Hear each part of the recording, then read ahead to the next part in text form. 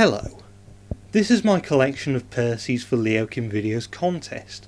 Percy always was one of my favourite characters, so a lot of these toys were subjected to an awful lot of wear, tear and other words ending in air. We start off with ERTL Percy. He's quite well loved, as you can see by the scratches. This is my third Percy. I bought it from Lamport, which is a preserved railway station with a little tiny stretch of track. I'm not sure if there's been any recent developments, but basically this one has no buffers or cab windows anymore. Basically, when I was little I had this really nasty habit of peeling the stickers off of anything that had stickers. So now Percy is bufferless and cab windowless, so his drivers are going to have a bit of a hard time wondering where they are. We will continue with another ERTL Percy. This one is in better condition, as you can see. Presumably ERTL knew that there were people like me about, because rather than have the buffers and cab windows as stickers, they're now printed on. He has a U-hook coupling, so he's one of the newer engines. He's in a much better condition, as I've said, and his face is properly coloured. The old Percy looks a bit yellow, so he can sit over there while we bring on Windup Percy. This is another ERTL product, I believe, and a very blurry product, it seems. Well, I'm not sure if I can get that thing to focus. That's better. Yes, he's a bit worse for wear. He's missing a funnel, but otherwise he's not too bad. His face is particularly good, I think. It's actually one of the best faces I've ever seen on a toy Percy, especially one from the model era. I bought him from a car boot sale. He did have a funnel when I bought him, but somehow he lost it. We might as well see whether or not he still works, because I've not actually tried him out.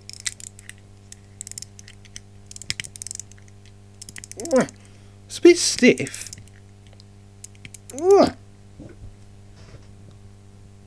Go, go, Percy! And he's not moving.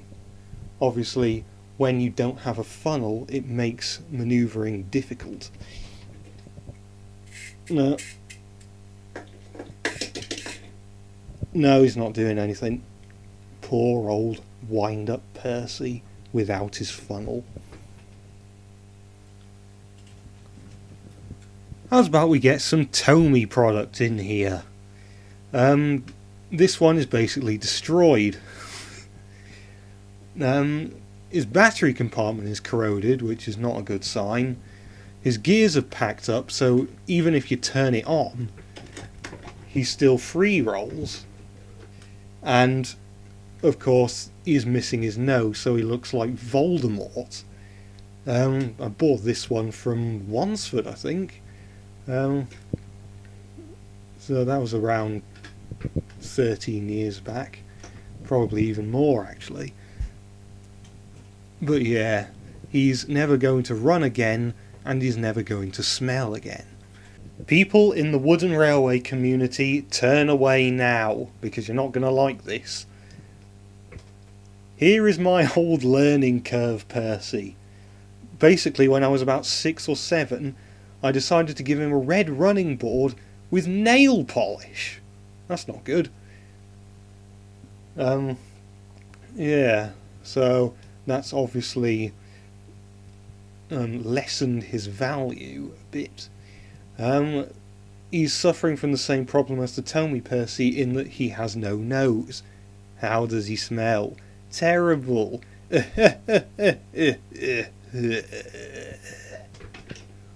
can sit there, mate.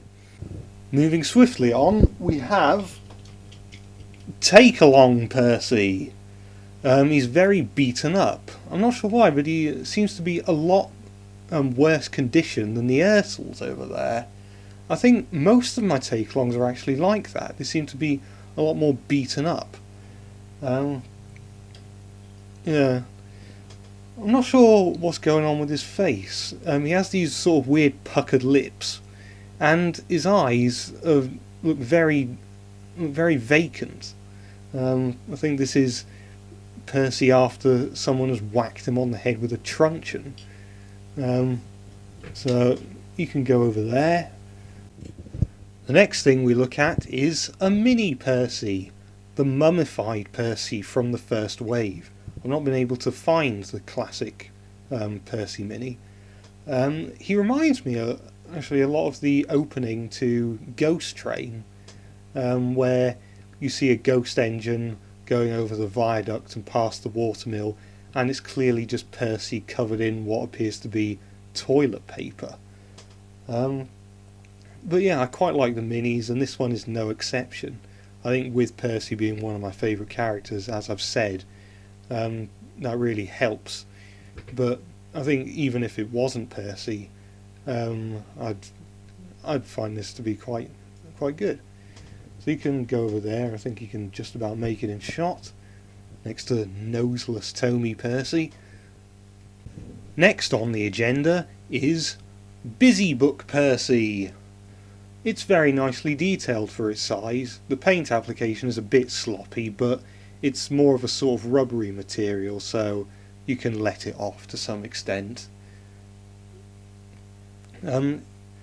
He's got a white footplate, which is quite a novelty in terms of Thomas merchandise. It actually looks more accurate to Percy than some of the take and play and wooden and Trackmaster stuff. So that's pretty good. Generally you can get 12 little Thomas figurines for £5 with a busy book in like TK Maxx or something. The book's not much to rave about, but the figurines are pretty good, especially, for that price and that size. You can just about make it in shot next to mummified mini Percy. Well, that's all the toys done. Now we move on to models. First up is Hornby Percy. I have quite fond memories of the earlier Hornby Thomas engines, and I've had Percy for over 15 years. I got him in Christmas 1999. So I've got a bit of a soft spot for him. I'm often quite hard on the Hornby Thomas range, generally in comparison to Bachmann. They tend to be a bit lazy at times, but it's because I want the range to survive, and using old toolings won't really do that. But Hornby does a good job of representing Percy. Sadly he doesn't have a white footplate, but otherwise the proportions aren't too bad. It's a quite good use of the old pug chassis. It's ludicrously fast, which leads to some interesting derailments. I remember one time where I had a small layout on the carpet, and sparks were flying off. I'm surprised I didn't set the house on fire. I think I can fit him in shot next to Takealong Percy. And time to look at our next model, which is the Bachmann Percy. I've still got its blister pack. I've opened it. Well, I've had this for like 7 years now. It's a nice compact size. It's smaller than the Hornby one. I'll get him out of his prison so you can see for yourself.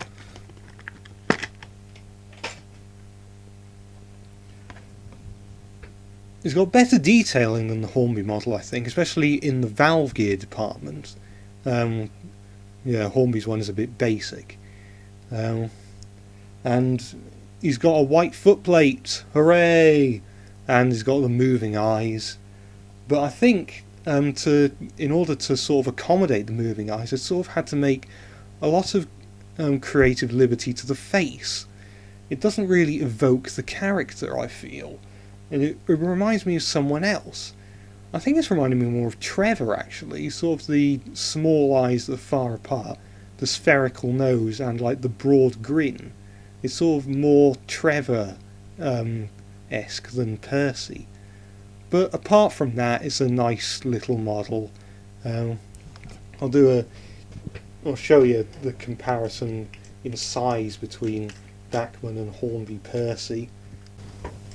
So yeah, Hornby Percy is much longer, and of course the valve gear is a bit less interesting to look at, whereas Bachmann Percy's is a lot more detailed.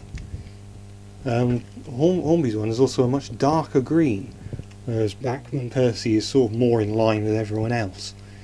They can have a seat over there. There's a reason for the camera orientation change. We'll get onto that in a minute. But here is the jewel in the crown. It's Tomix Percy!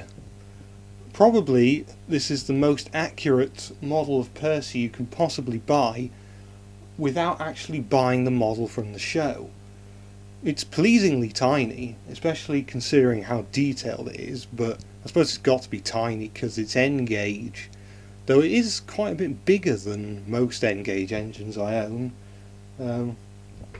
It can sit over there next to Busybook Percy, which it's a bit bigger than.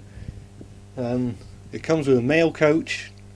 In fact, I should probably show you the box it came in first. You can see it's all well and good, it would have polystyrene in that normally. But yeah, that's the mail coach, and it comes with 3 individual changeable faces. This brings me to the reason why I had to change the orientation of the camera. Basically, I was opening this box, the faces, which are absolutely tiny, pinged off, and I spent a good 10 minutes or so searching for the surprised face, which is here. It's actually these faces are actually very nicely sculpted. I might show you each face with Percy wearing them to show you what they look like. Here's his regular happy face. Yeah, it's quite a good representation of his face from the later model series. His sad face, which is also very nicely sculpted, very close to how it looks on the actual series. The eyebrows seem to have faded off a bit. His surprised face. Yeah, that's my favourite, I think. And finally, his cross face. Similarly, I think the Tomika diecast line did a version of Percy with a face a bit like this. But yeah, I remember I have quite a lot of memories of these faces sort of pinging about and going missing, which is probably the reason why they didn't do it again. And similarly, no other company apart from Lionel, who make much bigger engines, actually give you the option of changeable faces. This is a very blurry angry face. I'm not sure if it will ever focus. There we are. Everything is lovely once again. Wonderful. So he can sit over there looking angry. So to conclude, it's hard to pick a favourite because they're all so different, I suppose. The Tomix one is probably the best representation of Percy. Well, it is the best representation of Percy, to be honest. But it's also probably quite expensive nowadays. I imagine the Tomix range is discontinued. Out of the toys, I would pick the Windup one, but I suppose the fact that it doesn't have a funnel makes it a bit less likely to be used by me. but I think the ones I've always liked the best are the ERTLs. They bring back nice memories of going on camping trips to Wales and getting them all clogged with sand, so that's a plus.